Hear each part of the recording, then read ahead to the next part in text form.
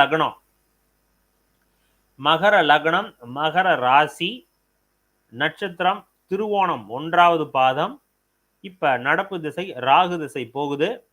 ராகு திசையில சுக்கிர புத்தி ஸ்டார்ட் ஆன உடனே உங்களுக்கு திருமணம் வந்துருச்சு சார், டைம் வந்துருச்சு சார், அலைன்ஸ் பாருங்க சார்னு எல்லா ஜோசியர்களும் சொல்லியிருப்பாங்க. ஆனா இந்த காலகட்டத்துல என்னதான் பண்ணாலும் திருமணம் நடந்திருக்காது, நடக்கக்கூடாது. இதான் விதி. ஸோ கரெக்டாக தான் போயிருக்குது. சம்பவங்கள் கரெக்டாக நடந்திருக்குது. சுக்கிர புத்தியில திருமணம் கிடையாது. ஆனா சுக்கிர புத்தி திருமணத்தை கொடுக்கணும். சரியா? ரைட். இப்ப உங்களுக்கு சூரிய புத்தி போகுது. 2026 முடிஞ்சு பிப்ரவரி 2026 பிப்ரவரிக்கு அப்புறம் இந்த சந்திர புத்தி ஷியோர் ஷார்ட்டா அவங்களுக்கு மேரேஜை பண்ணி வச்சிரும். இதுல மாற்று கருத்தே கிடையாது. சரியா? ஸோ அதனால ஏன்னா சந்திர புத்தி உங்களுக்கு 7வது பாவகாதிபதி தேய்பிரையா இருந்தாலும் லக்னத்தில் அமர்ந்து 7ஆம் இடத்தோட தொடர்பு கன்ஃபார்மா மேரேஜ் முடியும் சார். இவ்வளோ வருடங்கள் இப்போ அதுக்கு தான் ஆன்சர் சொல்லிட்டேன். என்ன பிரச்சனை, ஏன் தோஷமா அப்படின்ட்டு. இதனால் வரையும் சுக்கிர புத்தி உங்களுக்கு போயிருந்தாலும் திருமணத்தை கொடுக்க கூடாதுங்கிறதான் விதி. காரணம் அது 7.5 சனியில மாட்டிக்கிச்சு லக்ன ராசி எல்லாமே. இது ஒரு காரணம், இதுவும் ஒரு காரணம். ஸோ அதனாலதான் திருமணம் டிலே ஆகுது. சுக்கிர புத்தி 3 வருடங்கள் போயிருந்தும் ஒன்றும் பிரயோஜனம் இல்லை. சூரிய புத்தியும் இங்க வேலைக்கு பண்ணாது. சூரியன் உங்களுக்கு என்ன 26, சுக்கிரன் 16. சூரியன் கூட இப்ப சூரியன் எப்போ வருது?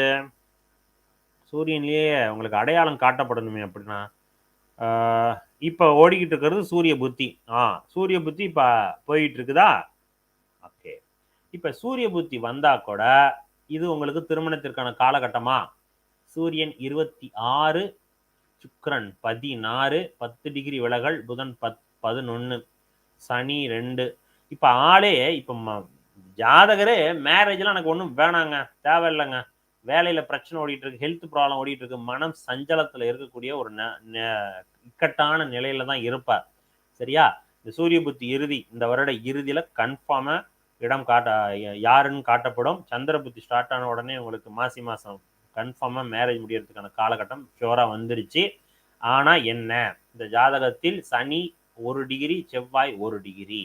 குடும்ப வாழ்க்கை ரொம்ப ரொம்ப கவனமாக இருக்கணும். சரியா? வரக்கூடிய வரன் தி பெஸ்ட் வரனா வரும். வரக்கூடிய வரன் மேல எந்த ஒரு குறையும் இருக்காது. இது நல்லா அண்டர்லைன் பண்ணி சொல்றேன் உங்களுக்கு. ஜாதகத்தில் சந்திரன் தேய்பிரையாக இருந்தாலும் லக்ன புள்ளி நட்சத்திரம் உங்களுக்கு என்ன திருவோணம் தானே, லக்ன புள்ளி சூரியன், சந்திரன் திருவோணம் சுயசாரம் வாங்கி பலமா நிக்குதுங்க. ஓகே. இப்போ வரக்கூடிய மனைவி தி பெஸ்ட் மனைவியா, நல்ல மனைவியாக வரணும்னு விதி. ஆனா அதை தக்க வச்சுக்கிறதுக்கோ அதை காயப்படுத்தாம இருப்பதற்கு ஜாதகர் பலமா இருக்காரா அப்படிங்கறதான் பார்க்கணும். இங்க லக்னத்து சனி வக்ரமாகி 3ஆம் இடத்துல இருந்து செவ்வாயினுடைய தொடர்புல நிக்குது. இந்த பாயிண்ட் தேவையில்லாத வாக்குவாதங்கள், தேவையில்லாத எண்ணங்களை ஏற்படுத்துது. இதெல்லாம் ஏற்படுத்தும். இதை குறைச்சிக்கணும். சரியா?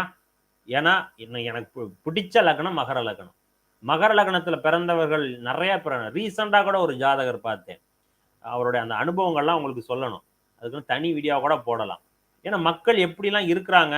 அவர் ஒன்றும் பெரிய பணக்காரர்லாம் கிடையாது, கோடீஸ்வரன் கிடையாது. ஒரு சாதாரண இந்த இரும்பு ஈயம்பித்தாலைக்கு பேரிச்சம்பழங்கிற மாதிரியான ஒரு வண்டியில குட்டி யானையில வந்து ஸ்கிராப்பிங் ஐட்டங்கள், இந்த பிளாஸ்டிக் ஐட்டம் இதெல்லாம் ஏற்றிட்டு போய் விற்கக்கூடிய ஒரு நபர்.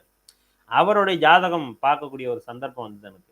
அவருடைய ஜாதகத்தில் இதே மகர லக்னம் 7ல சந்திரன் உட்கார்ந்துருக்கார். இவர் சொன்ன வார்த்தை அப்படியே சொல்றேன். ஏன்னா ஆல்ரெடி மகர லக்னத்துக்கு தி பெஸ்ட் மனைவி வரணும்னு விதி. ஏன்னா சந்திரன் எல்லோர் மேலேயும் அன்பு செலுத்தக்கூடிய ஒரு நபர், தாய்க்கான காரக கிரகம். அது 7வது பாவகாதிபதியா வந்துச்சுன்னா மனைவியே தாயா வருவாங்க, எல்லாத்து மேலேயும் அன்பு செலுத்தக்கூடிய ஒரு நல்ல பெண்ணாக வருவாங்கன்னா அர்த்தம் அது. அப்படியே அவர் சொல்றார், எங்க அம்மா மாதிரி சார், அவங்க ஒய்ஃப், அவங்க சொன்னா நான் மாற்றுக்கிறதே சொல்ல மாட்டேன், ஆனா நான் தான் அவங்களை காயப்படுத்துவேன், ஆனா அவங்க ரொம்ப நல்லவங்க, அவங்க சொன்னா நான் எதுவுமே இது பண்ண மாட்டேன் அப்படின்னு சொன்னார். இன்னும் வார்த்தை அதிகமா சொன்னார். இதெல்லாம் ஒரு இடத்துல கூட அவர் வந்து பிதற்றி சொல்லல, பொய் சொல்லல, ஒன்றும் சொல்லல. அது மாதிரியான ஜாதகம் இங்க உங்களுக்கு. ஆனா பிரச்சனை எங்க இருக்குது? லக்னாதிபதிக்கு இருக்குது. ஸோ அப்ப திருமணம் ஆகலன்னு கவலைப்படாதீங்க, திருமணம் ஆயிடும். அதற்கப்புறம் வரக்கூடிய மனைவி கணவன் குடும்ப வாழ்க்கையில கவனமாக இருக்கணும். சரியா?